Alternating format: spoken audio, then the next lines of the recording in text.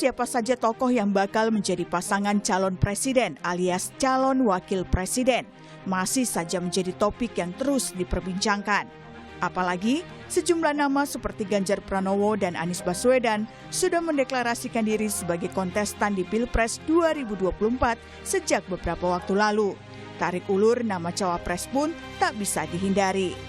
Ada sejumlah nama yang kerap kali disebut-sebut sebagai bakal calon wakil presiden. Sebut saja Putri Presiden keempat RI Abdurrahman Wahid, Yeni Wahid, yang masuk radar bakal cawapres Anies Baswedan. Sebelumnya juru bicara Anies Baswedan, Surya Chandra, memang menyebut calon wanita menjadi pertimbangan. Mereka bisa datang dari partai politik maupun tokoh nasional. Tapi Yeni menegaskan, hingga kini belum memutuskan akan mendukung siapa dalam Pilpres 2024. Meski tak menyangkal, terus menjalin komunikasi dengan elit atau sejumlah tokoh politik. Kemarin sempat keluar nama Mbak Yeni untuk jadi cawapres Pak Anies, gimana menurut? Jadi tanya aja sama yang ngajukan. Tapi siap nggak Mbak Yeni kalau misalkan di siap nggak? Tanya aja sama yang ngajukan. Tapi saya belum mau jawab.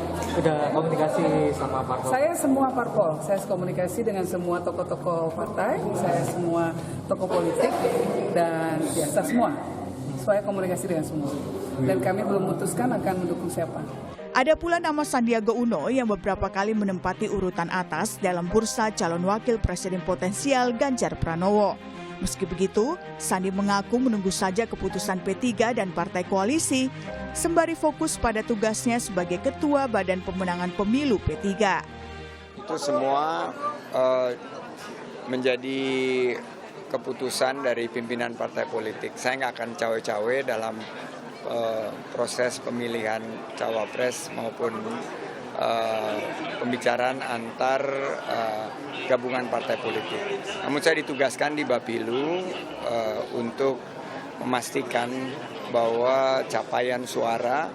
Selain Yeni Wahid dan Sandiaga Uno, ada juga sejumlah nama yang juga kerap disebut-sebut sebagai bakal calon wakil presiden potensial, seperti Mahfud MD yang belakangan hangat diperbincangkan karena masuk radar PDIP sebagai pengusung Ganjar Pranowo.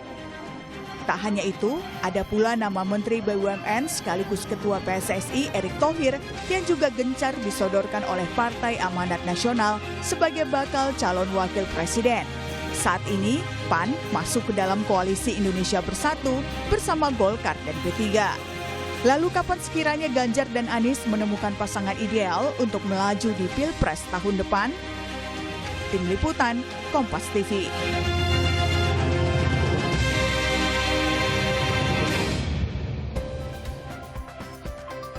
Saudara, PKS dan Demokrat telah mendorong agar Anies Baswedan bisa segera mengumumkan siapa pendampingnya untuk Pilpres 2024. Sementara PD Perjuangan sepertinya masih penuh pertimbangan untuk memutuskan siapa pendamping Ganjar Pranowo.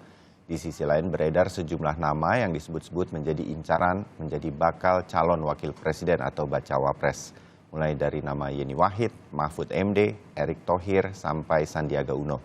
Lalu apa yang membuat Anies dan juga Ganjar lama memutuskan calon pendamping mereka menuju ke Pilpres tahun depan? Kita akan bahas bersama sejumlah narasumber yang hadir secara daring untuk Sapa Indonesia Pagi. Ada Wakil Sekjen DPP PKS, Ahmad Fathul Bari, Ketua DPP PD Perjuangan, Nusirwan Sujono, dan Direktur Eksekutif Indikator Politik Indonesia, Mas Burhanuddin Muhtadi. Mas Burhan, Mas Nus, Mas Bari, selamat pagi. Assalamualaikum warahmatullahi wabarakatuh. Selamat pagi. Waalaikumsalam. Waalaikumsalam. Salam, ya. Semua orang, Mas Bari, menunggu Mas Anies pulang dari haji. Ini kapan diumumkannya? Mas Bari, sudah ada tanda-tanda belum? Ya, alhamdulillah pertama sudah pulang haji ya. Amin. Sudah melaksanakan ibadah. Mudah-mudahan juga membawa keberkahan bagi beliau, bagi keluarga, dan juga bagi masyarakat. Mudah-mudahan doa-doa kita bersama semua. Ya. Dan untuk mengenai cawapres tentu sudah disampaikan sendiri oleh Mas Anies atau yang lain pun juga sudah menyampaikan bahwa setelah pulang haji insya Allah segera diumumkan. Ya tentu tapi semua mempertimbangkan banyak hal. Kalau dibilang mungkin kita juga dianggap mungkin lambat, ya tentu boleh-boleh saja, sah-sah saja. Semua orang kan boleh berpendapat ya. Ya, Dan juga kita mendorong pun juga sah-sah saja karena memang kita proses pemilunya juga sudah berjalan sehingga keduanya pun juga secara seimbang memang sebetulnya perlu dipertimbangkan untuk dilihat gitu manfaatnya kira-kira seperti apa gitu, apakah lebih cepat, lebih baik ataupun lebih cermat untuk mempertimbangkan juga lebih baik gitu. ya kalau Insya Allah, PKS tapi itu inginnya lebih cepat atau gimana kalau PKS, Mas Bari? ya pertama kalau kita menghormati ya bahwa proses yang sudah berjalan ini kan koalisi kami ini dulu mungkin dianggap yang paling akhir mungkin, tapi justru dalam perkembangannya justru yang paling awal mengumumkan bakal capres gitu kan. Dan juga proses yang ada pun juga sudah lebih matang, alhamdulillah. Bahkan sudah ada deklarasi resmi dalam konteks dokumen yang sudah ditandatangani seluruh ketua umum parpol. Tetapi proses yang ada juga menghormati berbagai rancangan yang sudah kita tetapkan bersama. Salah satunya adalah menyerahkan pemilihan untuk bakal cawapres itu kepada bakal capres yang sudah kita tetapkan bersama, yakni Mas Anies. Ya. Tapi tentu dalam konteks koalisi ya semua kan mempertimbangkan banyak hal ya, termasuk juga suara dari partai politik. Ya. Kenapa mungkin partai politik juga lebih ingin lebih cepat? Tentu itu adalah gambaran bahwa kami ingin lebih fokus memenangkan gitu. Karena memang proses pemilihan legislatif yang berbarengan dengan Pilpres itu kan juga sudah mulai berjalan dengan adanya bakal calon anggota dewan yang sudah didaftarkan ke KPU, ya seluruh masyarakat ataupun juga para caleg juga sudah mulai sosialisasi. Dan ketika sosialisasi juga itu mencantumkan siapa bakal capresnya, mengumumkan siapa bakal capresnya. Dan kalau misalnya sudah ada bakal cawapres tentu akan lebih mantap gitu untuk mendukung dan kita siap untuk meyakinkan ke masyarakat bahwa inilah calon yang akan memimpin Indonesia di tahun 2024 dan seterusnya. Ya, terbayang bagaimana trikinya situasi Pilpres, Pileg, dan bagaimana kemudian mensosialisasikannya kepada publik. Kita mengerti itu. Walaupun saya bukan anggota partai politik, karena ngobrol terus sama Mas Nus, Mas Burhan, sama Mas Bari, jadi anggota politik parpol juga saya. Mas Nus, ya saya tahu PD Perjuangan dari berkali kita ngobrol soal bakal calon wakil presidennya Mas Ganjar, pasti semua dipertimbangkan. Tapi mengerucut nggak nih namanya? Boleh nggak kita tahu itu? Makin mengerucut nggak, Mas Nus? Tentu yang pertama karena judulnya pagi hari ini tarik ulur bakal calon presiden. Tarik ulur nggak ada lah kalau di PDI Perjuangan karena bukan layangan ya. Jadi tidak tentu menentukan calon wakil presiden semua dilakukan dengan cermat, dengan melakukan evaluasi yang cukup hati-hati, dan karena ini bagaimanapun juga untuk sebuah pasangan pimpinan nasional, dan bagi kami yang dalam hal ini Ibu Ketua Umum Ibu Megawati Soekarno Putri di dalam memutuskan nantinya tentu melihat berbagai macam hal dan juga setelah melakukan pertimbangan dan tentu berdasarkan setelah melalui diskusi yang salah satunya dengan Pak Jokowi selaku kader kami di presiden dan kemudian juga dengan pasangan dengan calon presiden Mas Ganjar. Nah, jadi masih ada waktu, masih ada cukup waktu lah sebetulnya, karena bagaimanapun saat ini sebetulnya ini adalah dari berbagai nama-nama yang muncul itu, karena itu yang muncul tentu sudah melewati berbagai melalui berbagai rekam jejak yang ini sebetulnya adalah bulan-bulan yang cukup kritis, cukup menentukan bagi semua pihak yang merasa namanya tercantum di dalam yang beredar di dalam nama-nama calon wakil presiden. Nah, maksudnya kenapa kritis? Ya ini semua tentu akan dievaluasi dalam kondisi seperti ini bagaimana sikap dan bagaimana kecocokannya untuk apakah itu sudah sesuai, sudah cukup tepat untuk memimpin sebagai pasangan calon pimpinan nasional kelak. Jadi malah justru terbalik ya, sebetulnya di saat ini adalah waktu yang paling tepat untuk membaca para calon wakil presiden yang semuanya ini baik. Tidak ada menurut saya yang jelek, itu tidak ada ya. Kalau sudah sampai kepada yang jelas nama-nama kita yang ngomong di sini tidak ada toh. Jadi ini semua orang lain, jadi termasuk Mas Burhan juga, Mas Bari juga, saya juga tidak ada. Tapi berarti kalau sudah dibicarakan itu tentunya itu masuk di dalam kategori orang-orang baik lah begitu. Tapi kalau orang-orang baik ini ya tentu masa-masa yang menentukan itulah yang waktu yang kritis itulah yang sebetulnya harus kita cermati betul gitu ya dalam melihat pendekatan yang dilakukan. Kenapa? Karena bagaimanapun seperti PDI Perjuangan kita sudah berkali-kali katakan, meskipun kita tetap menghormati apa yang sudah dilakukan rekan-rekan partai politik yang bersama-sama dengan berbagai pihak, misalnya ada koalisi dan sebagainya, kita menghormati. Tapi kita pun juga melakukan dialog, kita melakukan komunikasi politik, karena bagaimanapun seperti yang dicontohkan, dibuktikan pada saat pemerintahan Pak Jokowi saat ini, pemerintahan ini tidak sendiri. Kabinet ini berisi berbagai banyak sekali partai politik yang direpresentasikan dengan beberapa figur-figur di kementerian menjadi kabinet. Jadi kita tidak sendiri, kita tentu akan merangkul, kita akan bersama-sama dengan banyak pihak, dan itu membutuhkan komunikasi, membutuhkan dialog begitu. Tanpa dan juga tidak kami tetap menghormati bentuk-bentuk apa yang sudah dilakukan oleh seperti contoh rekan kami dari PKS yang sudah punya koalisi sebagainya, itu tetap kami sangat menghormati hal tersebut. Terbayang. Terbayang Mas Nus.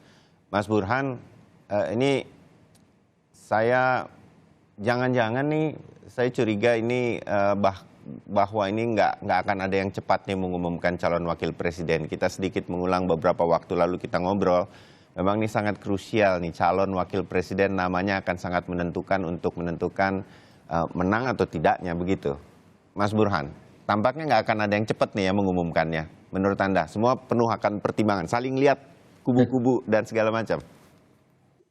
Iya, memang ada beberapa alasan ya mengapa tarik-menarik terkait dengan pengumuman cawapres ini bisa lebih lama dari yang kita perkirakan. Satu alasan utamanya adalah waktu pendaftaran itu masih panjang. Masih ada 3 bulan. Oktober ya? Belum Oktober, kalau tidak salah tanggal 19. Artinya tidak ada kebutuhan secara formal bagi partai politik yang membentuk koalisi untuk menyebut cawapresnya lebih cepat dari yang diharapkan. Karena memang masih waktunya masih panjang. Itu yang pertama. Yang kedua, terkait dengan alasan strategi. Kalau misalnya cawapres disebutkan lebih awal, itu ada trade-off yang harus dipertukarkan, itu berkaitan dengan mitigasi atau antisipasi dari pihak lawan, termasuk cawapres tadi akan dikuliti, akan dilihat boroknya, akan diangkat kelemahannya, dan itu akan membuat posisi cawapres rentan. Termasuk kalau misalnya cawapres disebutkan dari awal, itu ada banyak bakal calon wakil presiden lain yang sebelumnya sempat harap-harap cemas dipilih oleh Pak Nusirwan atau Pak Fathul Bari, itu langsung kehilangan harapan, kehilangan asa, dan akan pindah haluan, pindah ke lain hati. Misalnya, ada 10 nama cawapres yang ada di kantong Ibu Mega. Hanya 1 nama yang disebut. 9 nama yang lain mungkin mulai melirik tuh bergerak ke kubu lain. Karena tidak mendapatkan pilihan. Jadi ibarat cintanya bertepuk sebelah tangan. Nah, itu kelemahan yang kedua. Dan terakhir tentu berkaitan dengan secara rasional memang per hari ini tidak ada cawapres yang sangat dominan. Dari sisi elektoral memang Erick Thohir di survei-survei ada indikator, ada SMRC atau ada survei poltreking itu peringkat pertama, tetapi selisihnya juga tidak terlalu jauh dengan Ridwan Kamil atau Sandiaga Uno gitu ya. Jadi secara umum tidak ada yang dominan sekali, sehingga alasan-alasan kualitatif dan chemistry dengan para elit partai yang memiliki semacam kewenangan atau otoritas untuk menentukan cawapres menjadi faktor berikutnya yang menentukan. Jadi bukan semata-mata faktor elektabilitas, tetapi juga faktor chemistry, faktor kebutuhan logistik dan lain sebagainya. Jadi ada banyak alasan, Mas Bayu, yang membuat cawapres ini tidak akan diumumkan dalam waktu sebentar, kecuali ada desakan bersama dari partai-partai pembentuk koalisi supaya ada keputusan lebih awal sehingga mereka bisa gaspol lebih cepat. Ya, seperti di koalisi perubahan tampaknya PKS dan Demokrat agak mendesak. Mungkin di sana akan lebih cepat, begitu? Salah satunya ya, tetapi kan kita tahu ada desakan terutama dari Partai Demokrat, tetapi desakan itu tidak dirasakan urgent misalnya oleh sebagian elit Partai Nasdem. Jadi Partai Nasdem belum merasa mendesak. Sementara Partai Demokrat merasa cawapres harus segera diumumkan misalnya. Itu kan perspektif yang berbeda tiap orang dan menurut saya wajar. Apalagi dalam konteks capres-cawapres yang sangat krusial. Mas Burhan sedikit ya. Kalau dari nama-nama yang terus mengemuka di beberapa survei untuk calon wakil presiden, ada Erick Thohir, Sandi Uno, Ridwan Kamil, begitu yang selalu bergantian. Kalau kita boleh, ini partai politik dengan koalisinya itu mempertimbangkan itu lebih prioritas, atau bisa ada nama-nama di luar itu yang tidak muncul di dalam survei. PDI Perjuangan membuktikan itu ketika memilih Pak Ma'ruf Amin menjadi wakil presiden waktu di periode keduanya Pak Jokowi. Mas Burhan? Memang ada 2 hal ya yang mempengaruhi proses pemilihan cawapres. Yang pertama adalah terkait dengan kompetisi elektoral, nature-nya apakah sengit atau tidak sengit. Pak Kiai Ma'ruf itu dipilih ketika Pak Jokowi sebagai capres petahana itu cukup leluasa dalam menentukan elektabilitas kemenangan, karena bagaimanapun selisih dengan Pak Prabowo sebelum pendaftaran itu relatif agak jauh. Termasuk misalnya Pak SBY jilid kedua ketika memilih Pak Budiono itu juga sangat leluasa karena Pak SBY 4 bulan sebelum pemilu sudah leading, elektabilitasnya leading 71%. Sama siapapun, sama Bayu Sutiono pun menang, kira-kira begitu kira-kira ya kan? Iya, kira-kira begitu. Mas Bayunya sama Pres sama Pak SBY saat itu juga mulus itu terpilih gitu ya. Nah, hal itu tidak terjadi jelang 2024 ya. 3 capres teratas selisihnya tidak terlalu jauh ya. Apalagi peringkat pertama, peringkat kedua itu statistically insignificant. Jadi cawapres menjadi menentukan, ya bukan sekedar tanda kutip ban serep ya secara elektoral, tapi juga punya kontribusi. Nah itu yang pertama. Makanya tergantung kebutuhan juga, misalnya untuk kasus Mas Anies kan kebutuhannya Jawa Tengah, Jawa Timur, cawapres yang punya sumbangan elektoral di 2 provinsi ini. Mungkin ada cawapres yang kuat secara nasional, tetapi di 2 provinsi ini tidak begitu kuat, itu juga sulit untuk menjadi pertimbangan. Dan terakhir adalah karakteristik dari vote getter, pengambil keputusan di koalisi. Nah kalau melihat Ibu Mega, memang dalam beberapa kasus sebelumnya beliau itu sangat mempertimbangkan kearifan kombinasi khas ala Indonesia ya, Islam nasionalis, Jawa, luar Jawa, itu yang dijelaskan misalnya Ibu Mega ketika menjadi presiden menggantikan Gus Dur, yang beliau terima adalah Hamzah Has, luar Jawa, NU senior gitu ya. Kemudian yang kedua adalah 2004 ketika maju yang beliau pilih meskipun dari Jawa tetapi kombinasi dari Islam, representasi NU, saat itu adalah ketua PBNU Ki Haji Hashim Muzadi ya, dan senior. Dan yang 2009 agak berbeda dari pola, beliau memilih Pak Prabowo. 2014 dia mengusulkan kepada Pak Jokowi pasangan bernama JK, luar Jawa, kemudian senior juga dan tokoh NU, tokoh HMI, ketua DMI ya. Dan terakhir adalah Kiai Ma'ruf. Kiai Ma'ruf ini orang Jawa, tetapi secara etnik kan bukan orang Jawa ya, orang Banten. Senior, ya, Rois Am PBNU, salah satu petinggi MUI. Nah itu Ibu Mega gitu ya. Nah mana yang akhirnya menentukan karakteristik kombinasi Islam nasionalis, Jawa luar Jawa, ataukah elektoral? Saya kira waktu yang nanti akan menentukan. Mas Nus, pasti senior lagi ya, seperti analisanya Mas Burhan. Ini menjadi salah satu ciri dari PD Perjuangan katanya, Mas Nus? Yaitu Mas Burhan sangat mencermati masa demi masa, waktu demi waktu, datanya begitu lengkap. Yaitu tidak salah juga, yaitu karakter ideologisnya begitu. Jadi tapi tentu bahwa dinamika dan kondisi dan perkembangan begitu cepat, tentu semuanya akan menjadi pertimbangan Ibu di dalam memutuskannya nanti kelak. Hanya saja kita juga perlu mencermati perkembangan-perkembangan ke depan yang tentu berbeda pula pasca nanti 5-10 tahun ke depan, yang itu juga harus dicermati dengan baik, dan itu membutuhkan pasangan pimpinan nasional yang kuat untuk bisa mengatasi berbagai hal, berbagai problem, dan itu semua menjadi tanggung jawab kita, menjadi tanggung jawab kami partai politik di dalam menetapkan calon-calon pasangan calon presiden, wakil presiden nanti.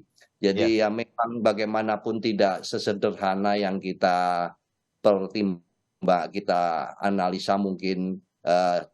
Ya inilah kita harus menjaga demokrasi, kita harus menjaga kelangsungan bangsa ini dengan baik, dengan tetap menganut atau katakanlah menjadi acuan itu begitu besarnya negara kita ini, sehingga memang tidak bisa main-main ya, tidak bisa sembarangan di dalam menetapkan hal tersebut. Kita cukup bisa memahami kerumitan tersebut. Tentu tidak juga terlepas dari apa yang berkembang pada akhir-akhir ini. Mas Nus, kalau P3 karena bergabung, berarti nama Sandiaga Uno masuk sebagai salah satu yang dibahas ya? Udah pasti, kita bilang gitu. Sudah diucapkan pula, dan sekali lagi saya katakan, para calon-calon yang muncul itu kan tidak ada yang buruk ya, semua baik-baik semua, dan itu mungkin sudah dianggap oleh minimal oleh lembaga survei itu, Mas Burhan itu sudah dianggap layak untuk disurvei lah begitu. Jadi untuk sampai kepada nama-nama yang masuk itu kan bukan barang sederhana gitu ya. Jadi itu membutuhkan waktu yang cukup lama sehingga akhirnya nama tersebut muncul. Kan kira-kira begitu Mas Burhan. Siapapun dia, saya katakan siapapun yang ada di dalam beredar nama-nama tersebut. Tidak tiba-tiba muncul juga di dalam survei gitu ya, Mas Nus ya. Pasti punya track record lah. Oke. Pasti. Nah, itulah ya saya mengatakan bahwa itu semua ya baik-baik saja. Kami sangat terbuka, kami sangat mengharap itu kita bisa bersama-sama nanti kelak.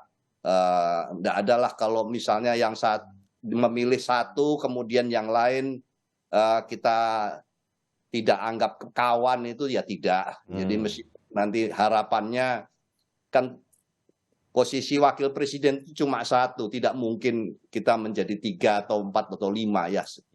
Sama juga dengan calon presiden hanya satu. Jadi nanti ya harapannya tentu meskipun dipilih satu, yang lain ya tidak perlu harus merasa tidak berteman dengan PDI Perjuangan. Tidak demikian, nanti kita mungkin bisa bersama-sama membangun negeri ini. Dan posisinya masing-masing nanti kelak akan menjadi pertimbangan begitu. Ya, baik. Nah, Mas Bari, kalau dari Koalisi Perubahan, terutama PKS, rasanya publik tuh punya persepsi begini. Demokrat tuh lebih ngotot pengen tahu siapa bakal calon wakil presidennya Mas Anies sebagai baca pres dari Koalisi Perubahan. Karena memang yang diusung tampaknya kan Mas AHY sendiri gitu, sebagai ketua umum di Partai Demokrat. Sementara PKS lebih santai begitu, walaupun punya nama-nama juga yang diajukan. Tapi kalau yang disebut bukan PKS nggak akan mundur dari Koalisi Perubahan. Mas Bari? Ya, yang jelas pertama kan kita berkoalisi ini juga prosesnya panjang ya. Jadi bukan sehari 2 hari lalu ketemu lalu koalisi gitu. Tetapi prosesnya pembicaraannya juga sudah sangat panjang, baik itu penetapan bakal capresnya, lalu kumpul bersama untuk membicarakan banyak konsep, bahkan nama-nama pun juga secara equal ya kita sampaikan secara bersama-sama juga, karena tiap parpol kan pasti mereka menginginkan. Dari luar PKS dan Demokrat tuh ada nama-nama yang muncul dan dibahas bersama di dalam Koalisi Perubahan, Mas Bari? Oh pasti kalau itu ya, karena nggak mungkin kita hanya berhenti di nama-nama dari para kader parpol. Tentu melihat banyak dinamika, dan kita pemilihan ini kan juga basis popularitas, lalu juga mengukur elektabilitas berdasarkan survei dan sebagainya, tentu itu dilakukan. Karena cara memotret yang lebih mudah kan seperti itu ya, karena Indonesia ini begitu luasnya gitu. Betul. Benar, berarti ada nama Mas Anies tuh lebih berharap kepada sosok perempuan, Hovifah Indar Parawansa, karena seperti analisanya Mas Burhan, pas nih Jawa Tengah, Jawa Timurnya dapat, laki-laki perempuannya dapat secara gender, ada di pertimbangan nama itu. Kalau pengamat melihat hal tersebut ya menurut saya sangat wajar ya. Jadi pasti dipertimbangkan gitu. Saya nanyanya di Koalisi Perubahan. Oh ya, kalau itu kan dipertimbangkan, selalu ada, bahkan sering disebut kan. Nama-nama tersebut juga sering disebut juga oleh banyak pihak gitu di Koalisi Perubahan. Dan jadi sebetulnya ya secara sederhana memang pertama kita dalam koalisi ini prosesnya juga sudah sangat panjang, saling menghormati, semua sudah dilakukan, baik usulan nama kader parpol, mempertimbangkan nama-nama lain, dan juga secara konsep harapan untuk menang pun juga sudah tergambar. Ya, jadi sebetulnya tinggal menunggu waktu nama bakal cawapresnya gitu, kalau secara umum ya, walaupun tidak menyederhanakan proses yang lainnya. Ya, tapi secara umum ya proses selanjutnya tinggal menunggu saja siapa nama bakal cawapresnya, lalu selanjutnya kita tinggal bekerja gitu untuk pemenangan. Jadi proses-proses tersebut tentu bukan proses instan yang jelas tadi, karena sudah berjalan cukup panjang dan berjalannya pun juga penuh dinamika, sehingga apa yang sudah terjadi itu sudah kita lewati semuanya, tinggal kita menatap ke depan nih untuk pemenangan lebih fokus gitu. Ketika sudah ada nama capres dan cawapresnya lalu dibawa ke KPU dan ditetapkan, dan tinggal kita memenangkannya untuk pemilu di 2024. Ya, kita menunggu bersama itu. Mas Nus, singkat, PDI Perjuangan katanya juga mempertimbangkan nama bakal calon wakil presiden perempuan, benar? Ya, itu kepemimpinan perempuan kan menjadi ibu ketua umum juga perempuan, jadi kita sangat menjadi hal yang bukan nomor 2 ya, itu juga sama-sama menjadi prioritas lah, sama-sama di dalam penilaian yang sama begitu. Jadi nanti kita sabar saja karena masih sekitar 3 bulanan, nanti pada saatnya tentu akan tampak seperti apa. Apakah ya tadi kisi-kisinya, tanda-tandanya sudah disampaikan oleh Mas Burhan, itu sepertinya apakah akan seperti itu, ya, nanti kita lihat. Dan juga nanti persyaratan itu tentu juga dinamis ya. Gitu. Ya. Oke, Mas Burhan, sedikit saja berkaitan dengan nama-nama perempuan, memungkinkankah menurut Mas Burhan ini muncul? Ada Khofifah Indar Parawansa, ada Yeni Wahid yang belakangan disebut-sebut. Menurut Anda ini menjadi salah satu kejutan yang mungkin saja dikeluarkan untuk meraih suara di 2024 atau belum pada saat ini? Hanya sekedar dipertimbangkan. Mas Burhan masih banyak ya. Dari sekian partai yang relatif punya keleluasaan adalah PD Perjuangan. PD Perjuangan punya golden ticket tanpa harus berkoalisi dengan partai lain, bisa menyebutkan pasangan capres-cawapres. Nah, hal yang agak kompleks terjadi di Gerindra PKB karena Pak Prabowo tidak bisa maju sendiri, atau di koalisi perubahan.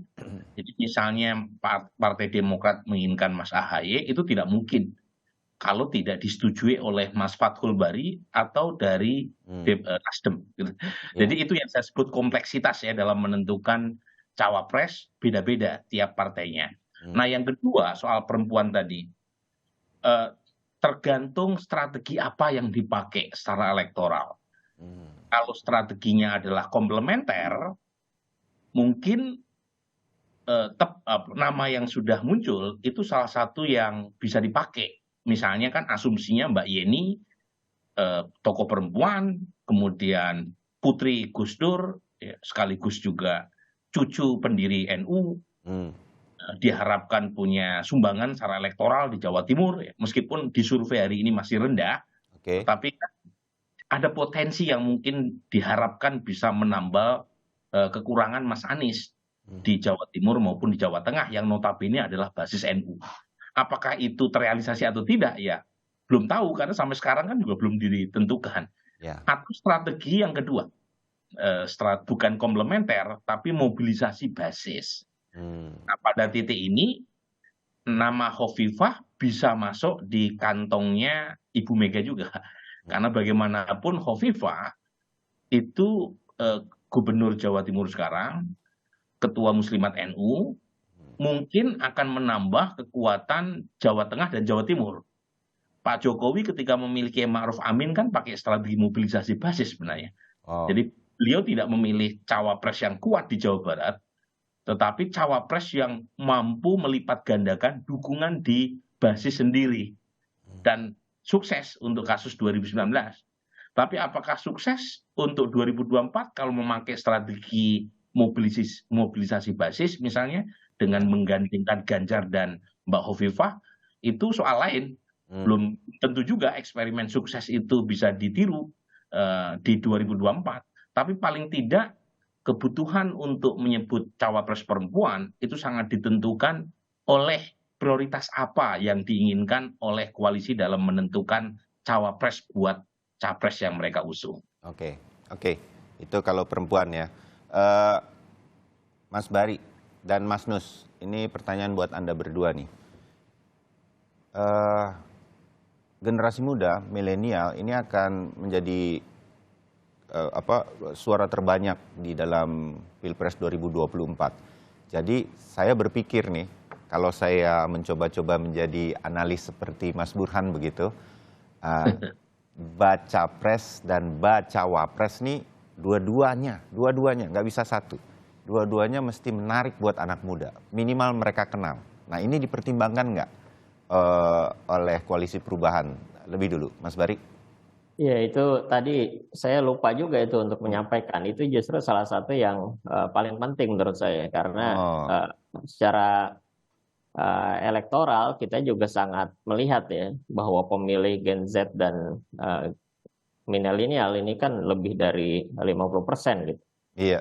Itu bukan hanya menjadi pertimbangan parpol, tapi juga menjadi pertimbangan bakal capres dan koalisi gitu. Jadi ini juga salah satu hal yang menurut saya berbeda mungkin ya konteksnya dengan pemilu-pemilu sebelumnya, yang mungkin dulu kita pernah dengar pernah ingat ya perpaduan sipil militer, lalu juga Jawa luar Jawa. Tapi konteks sekarang nih ada variabel baru gitu. Jadi variabel yang sangat perlu kita pertimbangkan dengan mempertimbangkan basis pemilih yang mayoritas adalah anak muda, terutama generasi milenial dan generasi Z. Ya tentu ini yang menjadi penting juga karena potretnya mungkin bisa berbeda dengan potret di pemilu-pemilu sebelumnya gitu, sehingga basis ini perlu jadi perhatian lebih juga kita untuk mempertimbangkan untuk memenangkan di pemilu selanjutnya. Oke, dimengerti.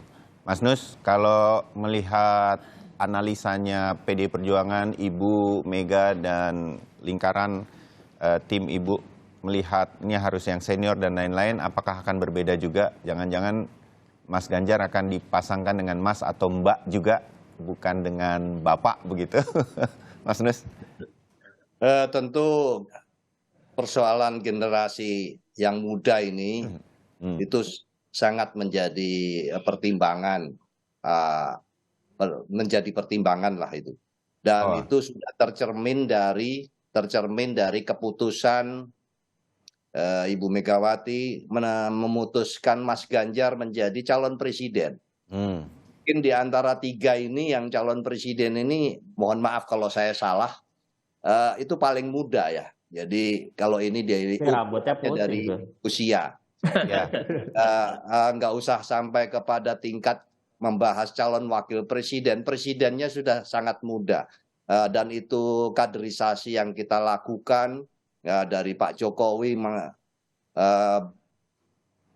berganti nanti calonnya adalah Mas Ganjar, itu secara umur itu ya itu runtutannya semakin mudah. Bagi calon wakil presidennya tentu pikiran muda itu tidak identik dengan usia ya. Jadi kalau misalnya nanti wakil presidennya lebih tua, itu bukan berarti tidak memikirkan generasi muda begitu. Dan kita selalu bahwa tadi mungkin catatannya Mas Burhan agak kurang. Karena bagaimanapun akhirnya kita selalu pasangan calon itu wakil presidennya lebih tua. Ya. Selama ini begitu ya? Oh iya juga. Tapi berjiwa muda. Pak Jokowi itu sebelumnya dengan Pak JK usianya juga lebih tua. Kemudian dengan Pak Kiai Ma'ruf usianya juga lebih tua. Saat ini pun juga ini adalah catatan ya, data ini bukan kebetulan, karena kebetulan faktualnya demikian. Bu Mega juga sempat bersama Gus Dur dan kemudian Pak Hamzahas ya. Dan ini data ya sebelumnya. Jadi perhatian terhadap generasi muda tentu itu penting sekali karena untuk masa yang depan. Dan itu sudah kita jawab dahulu dengan calon presidennya, Mas. Jadi calon presidennya ini sudah memenuhi unsur pemahaman pemuda itu. Mungkin kira-kira usia dia 3/4 saya itu, Mas Ganjar, dibandingkan. Tapi jiwanya lebih muda Mas Nus tampaknya. Dua bakal calon presiden yang saya sebutkan ini dua-duanya memang populer kok di generasi milenial. Tinggal bakal calon wakil presidennya. Mas Burhan terakhir, milenial dan tampaknya perempuan juga ini akan menjadi pertimbangan. Makin yakin tampaknya kita ya. Ini memang sampai ke detik-detik terakhir bakal calon wakil presiden ini masih saling intip. Mas Burhan terakhir. Iya, sepertinya memang bisa lebih lama dari yang kita perkirakan. Ya, termasuk di koalisi perubahan? Ya, kita tidak tahu ya, karena per hari ini kan ada komitmen untuk mempercepat, terutama pasca naik haji. Ya. Jadi, meskipun naik haji kan luas ya, setelah pulang naik haji kan bisa sampai Oktober juga itu. Bukan hanya setelah Arafah ya, tetapi sampai tanggal 19 pun bisa disebut sebagai pasca naik haji. Tapi begini Mas Bayu ya, kalau misalnya ada salah satu capres yang menyebut nama cawapresnya lebih awal sebelum proses pendaftaran, itu juga bisa memicu capres lain untuk mengumumkan cawapresnya lebih cepat dari jadwal. Jadi lagi-lagi proses tarik-menarik ini bukan hanya terjadi di internal koalisi suatu capres, tapi juga sangat ditentukan oleh dinamika lawan. Jadi kalau misalnya Mas Anies mengumumkan cawapresnya, itu bukan tidak mungkin ada lain akan menyusul ya. Iya. Jadi lagi-lagi, tapi kalau misalnya yang lain mengunci, artinya mencoba menyembunyikan nama cawapres yang akan mereka bidik dan mengumumkannya di ujung, lama lah, makin terulur bisa lah juga ini. akan memicu yang lain untuk memperlama proses pendaftaran. Jadi poin saya adalah dinamika pengumuman capres cawapres ini itu juga ditentukan bukan hanya internal koalisi tapi juga eksternal koalisi. Nah, termasuk nih ya, ada variabel yang mungkin menjelaskan terutama koalisi partai pendukung pemerintah, yaitu variabel respon Pak Jokowi kemana. Jadi kalau kita lihat kan sepertinya PDI Perjuangan termasuk juga partai koalisi Kebangkitan Nusantara ya itu juga mempertimbangkan faktor itu kan. Jadi kalau misalnya Pak Jokowi srek dengan cawapres yang diajukan oleh koalisi, itu juga mungkin mempercepat proses pengumuman cawapres terutama dari partai pendukung pemerintah. Nah, lagi-lagi semuanya ini hipotetik gitu ya. Belum empirik. Jadi kita tunggu saja keputusan dan hasil sholat istikharah Pak Fathul Bari dan Pak Nusirwan. Gitu ya. Jadi kapan mereka mengumumkannya, tetapi tidak ada satu yang tidak bisa mereka tolak, yaitu time is ticking, waktu makin mendekat proses pendaftaran, dan ketika proses pendaftaran itu sudah dibuka dan sebelum ditutup, mau tidak mau, suka tidak suka, koalisi harus mengumumkan cawapresnya dan tidak ada lagi waktu yang tersisa buat mereka menunda-nunda. Kira begitu. Baik, ya. Jadi kita tunggu saja dan lewat obrolan pagi hari ini saya jadi tahu, paling tidak publik jadi tahu penuh pertimbangan karena kita memilih best of the best dari yang sekarang muncul sebagai calon pemimpin kita untuk Indonesia ke depan. Jadi kita harapkan nanti diumumkan nama-nama yang terbaik yang harus kita dukung dalam doa kita. Terima kasih Mas Nus, terima kasih Mas Bari, terima kasih Mas Burhan. Kita ketemu lagi di kesempatan. Terima kasih.